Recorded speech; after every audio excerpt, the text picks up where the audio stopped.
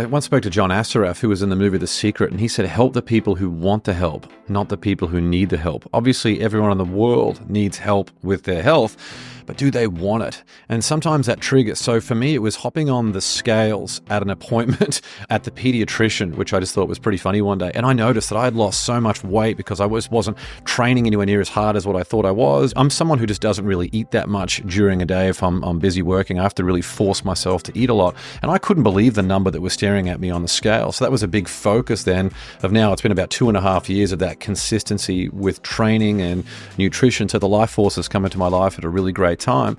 But for people, it can be something as simple as perhaps an article of clothing not fitting the way that it once did, or them looking at how they appear in a photo and not liking what's coming back. And that's okay. Like, it's important to be kind to yourself, but if that's a good trigger for you to say, yes, I'm now going to start to be engaged in my health, because physical health drives so much of just everything else that you need to show up as your best for the people who care the most about you. Yeah, that's exactly right. And it's really interesting, actually, because often the primary motivation that people bring to us as new members is something related to quality of life. Our whole clinical model is grounded in these 3 pillars, and these are the 3 areas we help our members with. The first is improving and sustaining quality of life. The second is reducing personal risk of dying early from the top 5 killers.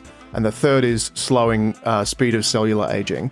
But it's often that first pillar around quality of life that is the catalyst for people wanting to do something, because that's what they feel in their bodies. So just like you said, body composition or energy or libido or mental clarity, it's often a feeling or something that you see first that makes you sort of think, oh, I need to start paying attention to it. Once you come to us with that and we sort of honor that need and say, great, we can help you with that. And oh, by the way, let's broaden this conversation a bit and also point out to you elevated dementia risk or metabolic syndrome trends or these other things you really need to be also incorporating into how you think about your body. Then it becomes a valuable and comprehensive discussion. The experience a lot of people have had otherwise is if you care about something like body composition and you're, a few pounds overweight, you just don't find a place in the traditional healthcare system that really cares about that and will kind of acknowledge that as a really important thing and help you with that, because it's so fixated on just waiting until things are actually diseases or actually broken or actually things that need to be diagnosed.